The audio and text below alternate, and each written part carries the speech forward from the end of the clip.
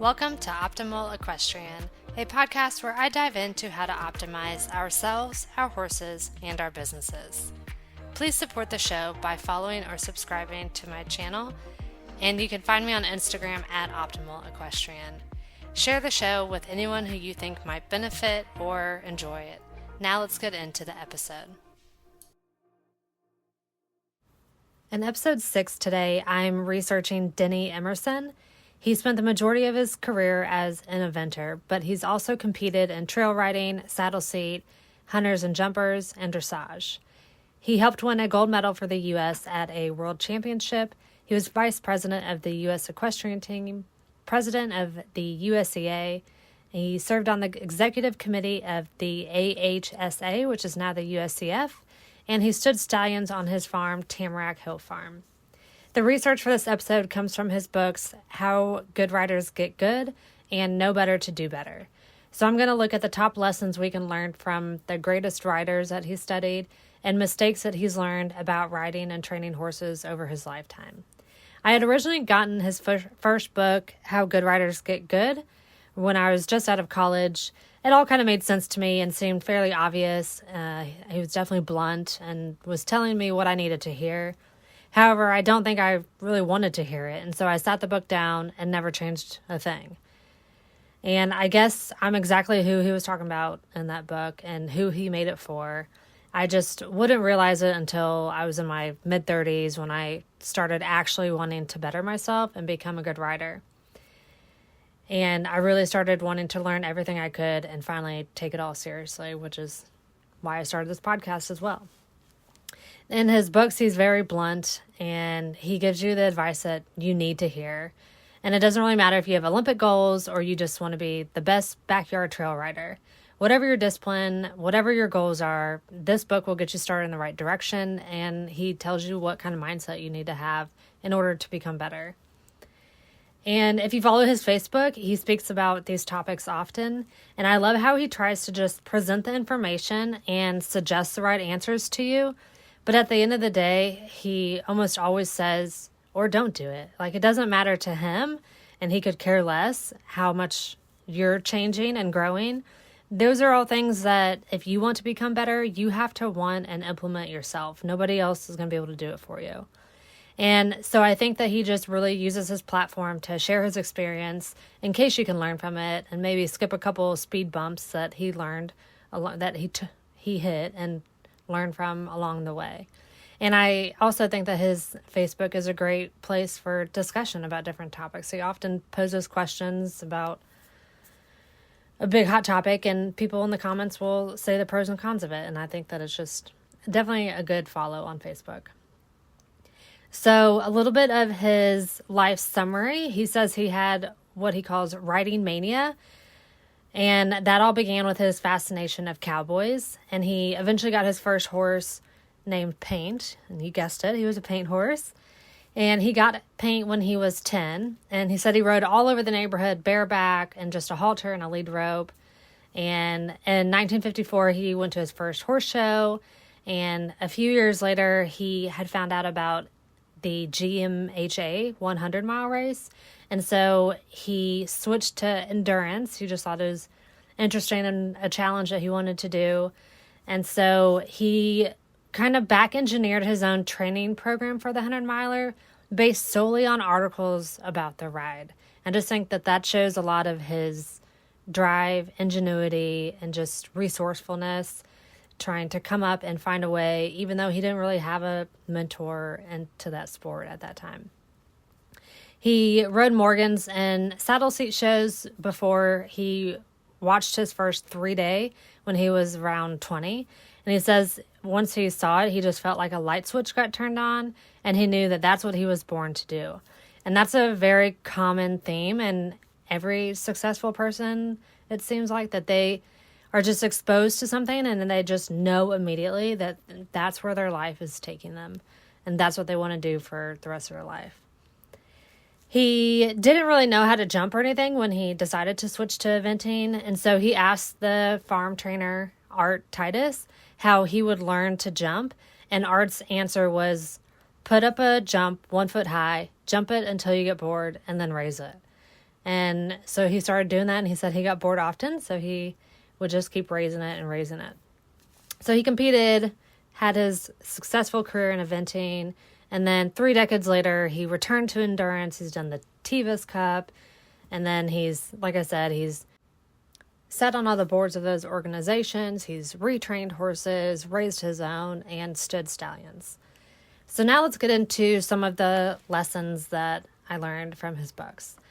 So common qualities between all of the great riders. So in his first book, he obviously tells you his experience and what he's learned, but he also has throughout the book all these different bios on the top athletes of a bunch of different disciplines. And he goes into how they got to where they were, like what their road was. Some of them started out rich, some of them started out poor. And so it kind of gives you a whole idea of how many different areas and ways there are to get to the top.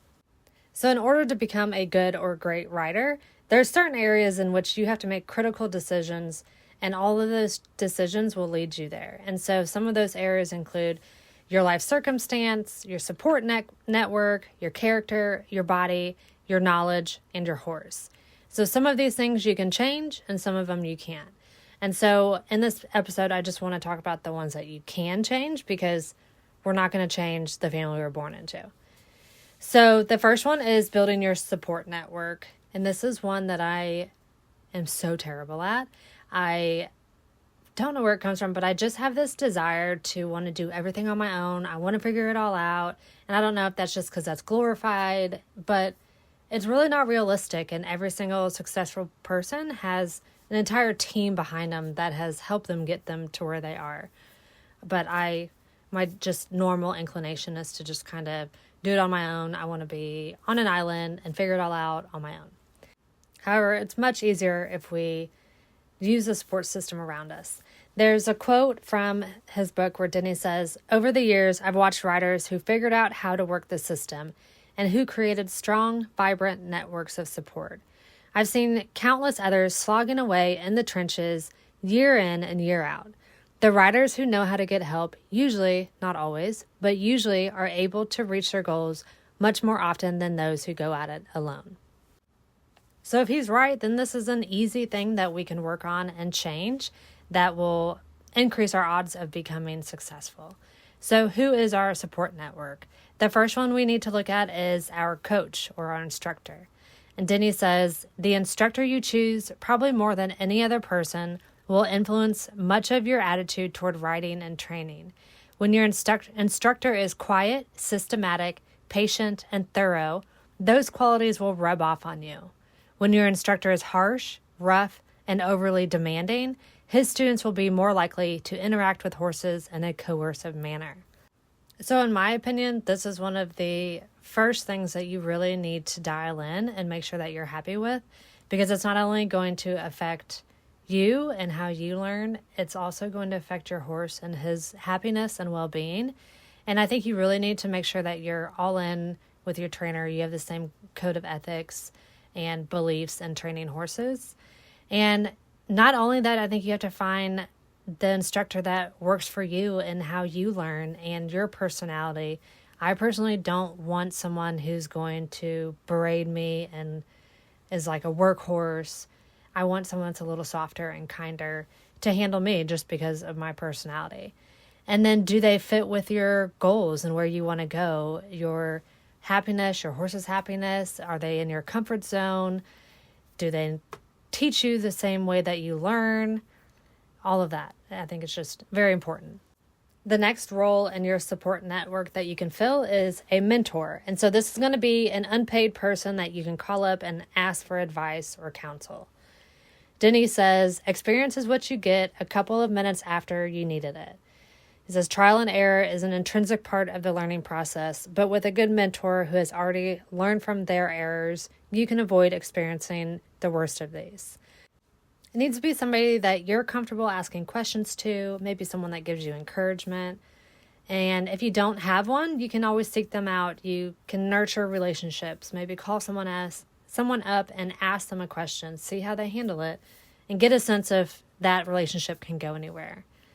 Maybe you also want to be someone else's mentor, just like volunteering We often get a lot more joy out of being someone's mentor or volunteering than the people receiving do.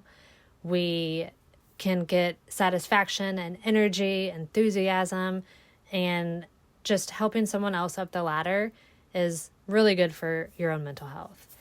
You can use a trainer or sponsor as your mentor, but just be careful because they have an incentive for you to do well.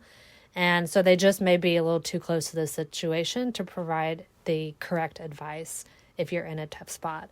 So just keep that in mind and maybe find somebody else, and just be careful that they also don't get jealous and whatnot. The next people we need to think about is our barn staff, the vets, the farriers, body workers. They're all typically paid, but they're going to be seeing your horse, putting their hands on them. They might realize that you need something that you haven't realized, and they're just there to understand and support your horse and make them feel the best that they can. We also need to have, so almost every discipline has their own specific associations or organizations, and they often have free resources, whether that's grants, educational opportunities. Maybe they allow promotion or they have free instruction, but just getting to know those organizations, showing up at the local horse shows, volunteering, using any and every part of those associations that you can to not only nurture relationships, but use the free resources that they often offer. Another person we can add to our support network is horse dealers. One thing that Denny says over and over, and he says oftentimes that he repeatedly says something because it is important. And one of those things he says over and over is that you have to have a good horse. Whatever your goal is, you have to have a horse that is talented and able to take you to that goal. And that's one of the most important parts. And so being able to have access to horse dealers or sellers and being the first one that they call is a huge advantage. It's just going to give you a foot in the door before the rest of the market has access to it. The last piece of our support network I want to talk about is sponsors. So everyone knows that horses are expensive. Our sport is expensive. And so unless you're born in a rich family with a trust fund, you're going to need help paying for all these expenses that come with horses and competing. And so it would be really helpful if you had some sponsors, and you're going to have to learn to sell yourself. Like, what are you going to do that the other riders won't? What sets you apart from them? So you got to learn to sell yourself. In the last little bit, I want to just kind of go over some general thoughts he says about the difference between horse business versus people business. And he gives a quote from David O'Connor, who says, "If I thought I was in the horse business, I'd never had made it. Instead, I realized that I was in the people business." And so that's just a great summary of this entire section. We have to learn to foster these relationships, be kind to everyone. You never know who's watching or trying to interact with you. And Denny says there's 4 reasons that people support you. They're related to you, they're paid by you, they like you and want to be around you, or you have a public image that surrounds you that creates a buzz around you. And so the easiest thing to change on that list is being liked, just being kind to people, being positive and optimistic. That's going to radiate, and people are going to want to be around you and spend time with you and promote you and help you out and help you go further. And he says people are more likely to patronize a business that has a good image. As a rider, you are your business. And so what is your image? How do you dress and act and speak and respond to interviews and press? And how do you treat your employees? And how do you treat your horses? And in general, do you present yourself in a positive light?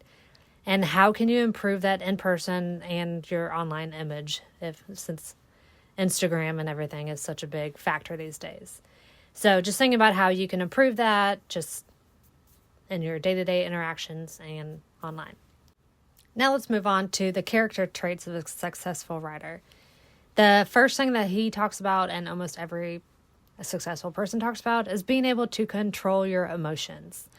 And luckily, this is something that we can easily improve upon. You just have to, 1, be able to recognize it, And then once you recognize that that's 90% of the battle, then you can just simply change it from there. One of the worst emotions we can have is anger or frustration. And Denny says that is just a downward spiral, and it can lead to some real brutality on the part of the rider. Every rider has been guilty of this sometime, somewhere. The good riders and good horsemen catch themselves before it gets out of hand. The really bad riders almost never do.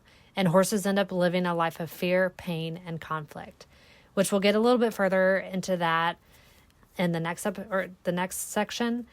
But that's just an important thing to think about, how our emotions are affecting our horses and how important it is to control those emotions. You have to find some way that works for you.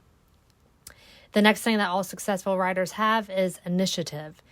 And he says there are 3 kinds of people in the world: those who make things happen, those who let things happen, and those who wonder what happened. And he was a great example of this. At age 15, at that point, you had to mail out a request to sign up for the 100-mile race that he did. And so he had sent that out, that he wanted to enter into it, put his entry in, and just decided that he was going to do it. Once he sent that in, that was him taking initiative. And then from there, he engineered his own training program, like I said earlier. All of that's initiative. A 15-year-old didn't have to be told that. He knew that that's what he wanted to do. And you're going to have to do the same thing. You can't just wait for someone else to tell you to sign up for that show or set this goal. You need to take the initiative and take the steps to get to where you're, like, what's the next thing you need to do in order to get to that goal, to reach that goal. Another quality that every successful rider has is a positive attitude. He says being miserable is a choice, and negative people are in every corner of every office, industry, barn, etc. And that negativity is contagious, and it just spreads and spreads. Doom and gloom personas simply don't make it as far as upbeat and positive individuals. And I think I talked about this a few episodes back, but they were in Mind Gym. He talked about how most successful people are optimistic. You also have to be assertive. And assertive is not aggressive, but it's just going out and getting your way rather than being pushed around. As riders and owners, you have to go out and say, nope, this is what the goals are for me and my horse, and stand up. Like, we're not doing that. That'll take us off course.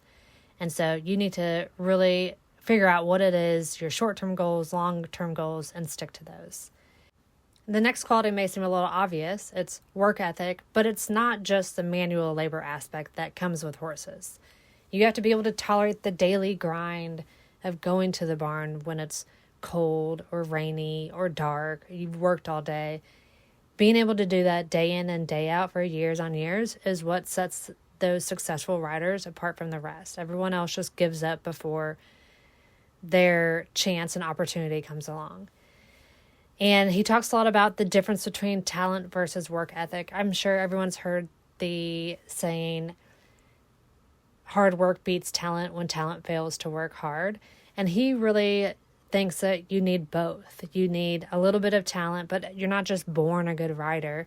Those riders have to have the work ethic to ride and get better day in, day out, and fill in all the gaps of their education and all of that. And this section was just full of good quotes. One of them from Thomas Edison, who says, genius is 1% inspiration, 99% perspiration. So 1% is the idea and the dream, and the rest of the 99% is the actual work day in and day out. He also says, workers create talent through relentless practice where talent didn't formerly exist. And another quote that I posted on Instagram the other day, and you guys loved it, said, I'd say it's an intellectual study of riding that so many avoid. There's physical laziness, but there's also intellectual laziness, and either one is a dream wrecker. So it's not just the actual physical act of riding and the work ethic that comes with that, but you have to be able to go out and find that information and study and fill in all those gaps of education that you're missing. But if you're here, then I'm sure that's not an issue for you. And the last 2 qualities that he talks about, one is competitiveness. He says it's hard to beat someone who's desperate to win. This is how underdogs win. But if you're an upper dog, you will trample your competition. And so most people that are winners, like think of Michael Jordan. They don't just want to win, they need to win. They hate losing, and that competitiveness comes out at any moment. But he does warn that there is a dark side that comes with that competitiveness, and that sometimes you let that desire to win override what is best for your horse. So just be wary of that, and just know that it's a double-edged sword that you need to focus in on and question yourself so that that competitiveness doesn't win. And the last one, focus, kind of goes in with work ethic, like we talked earlier. He says, there are so many times when it's easier not to condition, not to train, not to compete, not to ride at all. Not is a word not to have in your lexicon. And so the weather's not always going to be nice. You're not always going to have the energy to do it. But the people who do go out and ride anyways in the rain and all that are going to be more successful than the people who skip more days because of the weather, or they don't feel good or whatever. So just something to think about. In the next section, he talks about the body that you choose to ride with. And each different discipline is going to require a different level of athleticism. So like a jockey is going to need a different level of athleticism, a different skills than a dressage rider. And you don't have to be super fit to attain your riding goals, but the slimmer and fitter you are, the better that you can become and the easier it'll be on your horse. There are a couple commonalities between all the different disciplines. One of the things that you'll need, and no matter what discipline, is balance, and the other one is going to be flexible strength. So you're going to need to be flexible, but have strength, and usually when your muscle is extended. And that is going to require or help you be fluid and supple to adapt to the horse's body in whichever way that he decides to move or needs to move. And the more elastic you are, the more elastic your horse is going to be. And that's obviously going to be good for any discipline. That's usually what we're looking for. And I love this quote from Denny. He says, "There's so many excuses people give as to why they don't work out, but it's not really true unless we make it true. What is true is that we have made inactivity a habit, and the only way to break out of one habit is to create a different habit."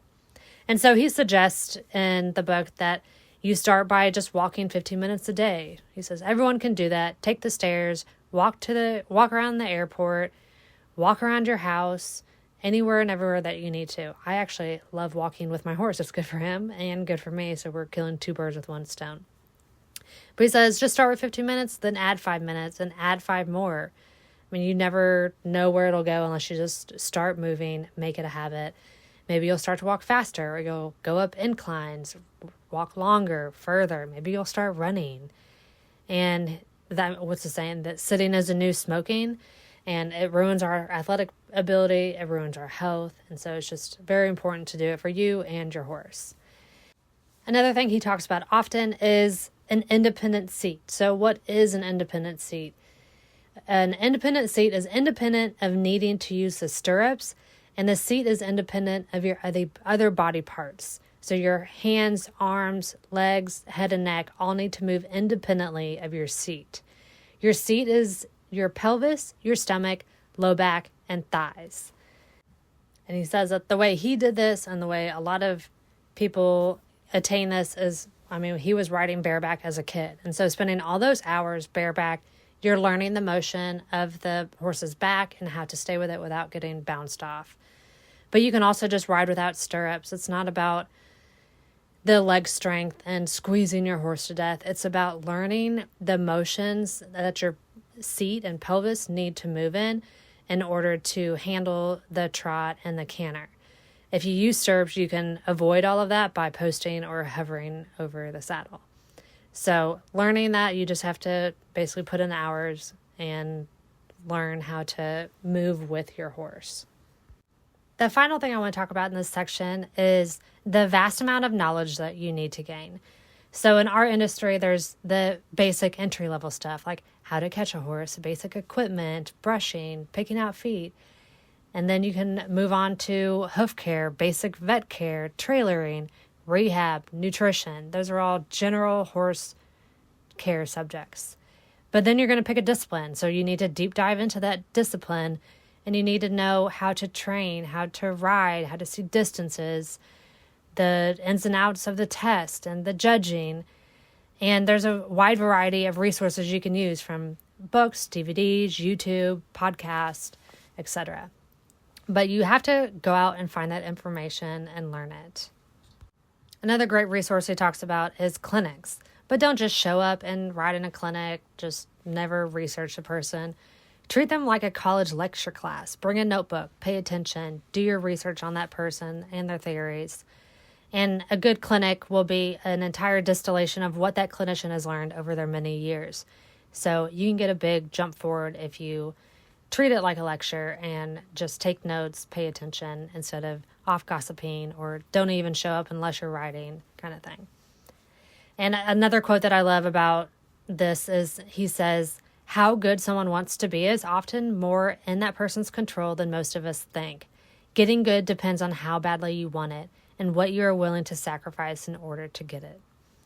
And so I think this is just really powerful because it puts all the onus on you, and you have to sacrifice something to get what your goal is and where you want to be. He also has this theory that he talks about, a quiver full of arrows.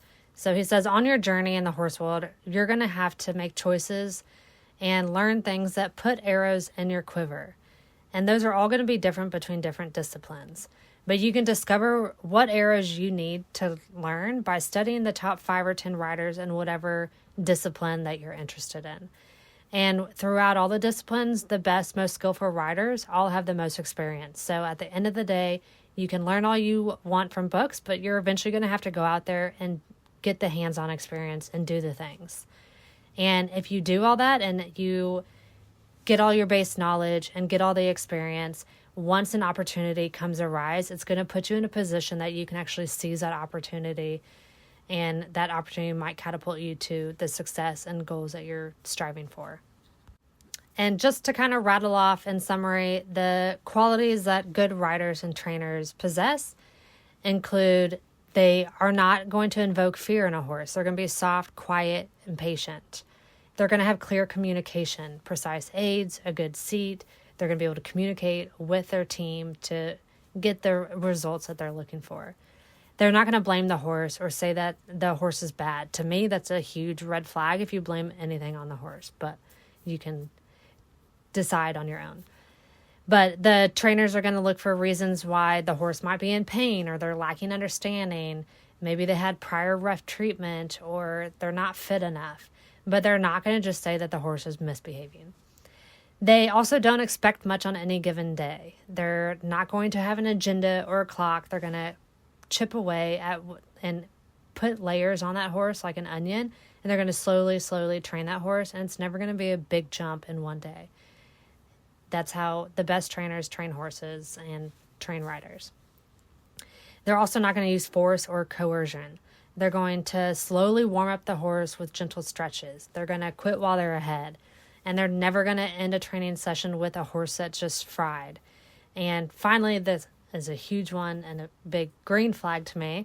They're going to be open to new ideas and training ways and better ways. And they're never, ever know-it-alls. And I want to transition to the next section, which is about his training lessons and riding lessons that he's learned over his lifetime. But this quote is really great because it talks about the qualities of a great trainer and kind of leads into his views on how his training has changed over the years. So he says, a good trainer will figure out the root cause and address it rather than blame the horse for being bad. The lesser trainers will force a horse to lift with gear, leverage devices, or force. The less the trainer knows, the more apt the trainer is to address the problems incorrectly. The lesser trainer does not seek education because he thinks he already knows. The lesser trainer thinks he already knows because he does not seek education. I just love that quote. I just think it's so important. I wish every equestrian could hear it and really take it in. But that really leads into his lessons that he's learned over his lifetime and what he wished he would have known when he was younger and out, competing at his highest form. And one of the biggest lessons he talks about is keeping the horse's anxiety and tension low. When horses are fearful or scared, they're going to have tension and they're just not going to learn as well. One common problem that causes this is the thought of escalating pressure. So you lightly touch him with the leg. That doesn't work. So then you give him a little kick. That doesn't work. So then you give him a harder kick. And this all just creates too much fear and discomfort.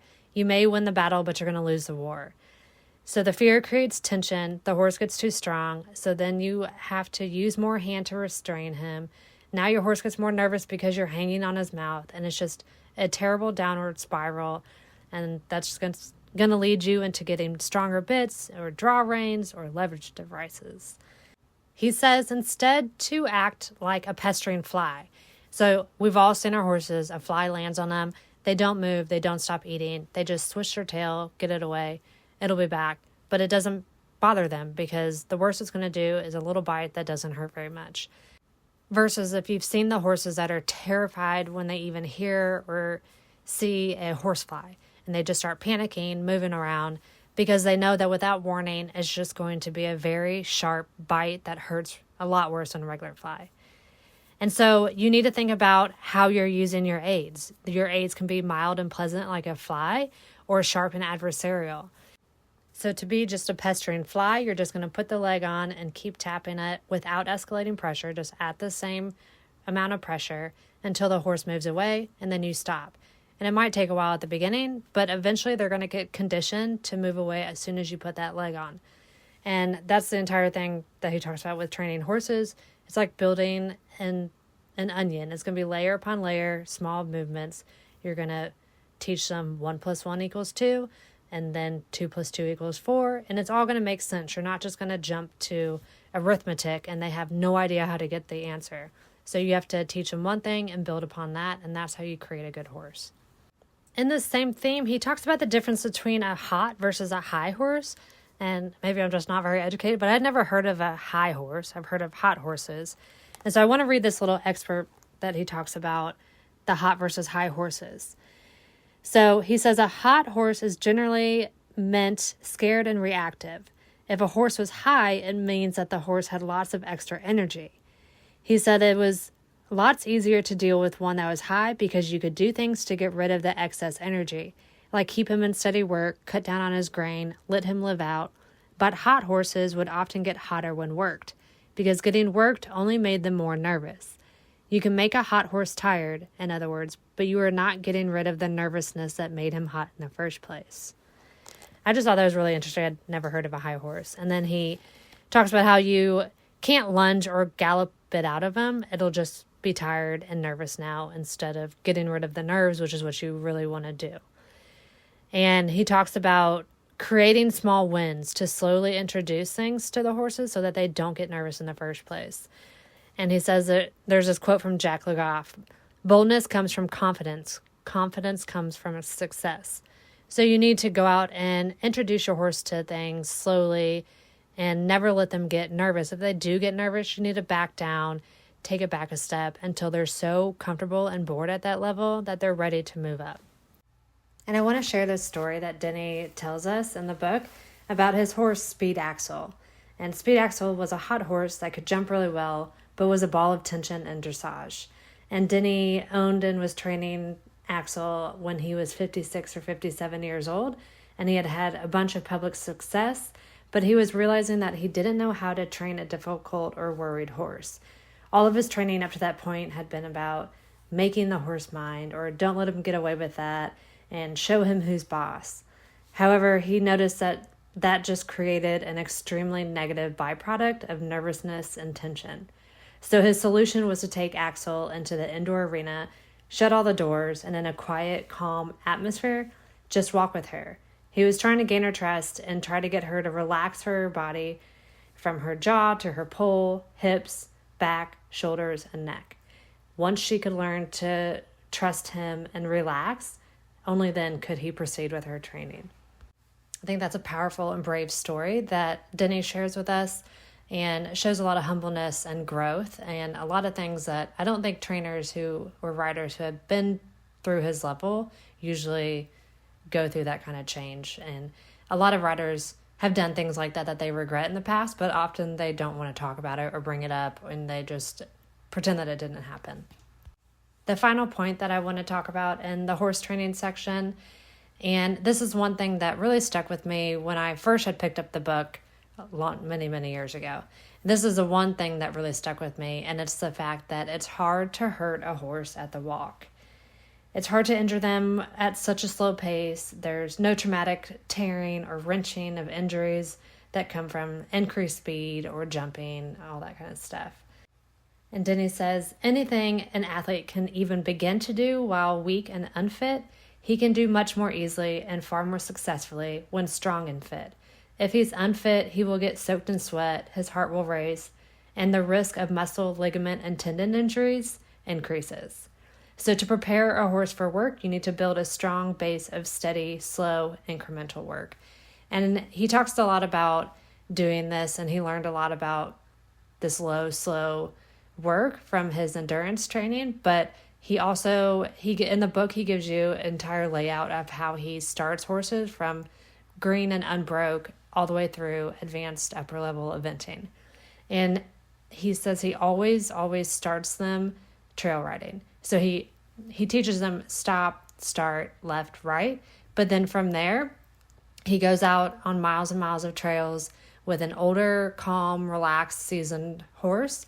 That way, the horse is building a base fitness, but also he's learning how to navigate the world, go over different terrain, what to do if a deer pops out or you have to cross a log. And he's learning to be a civilized ridden horse and looking to this other older horse as a role model.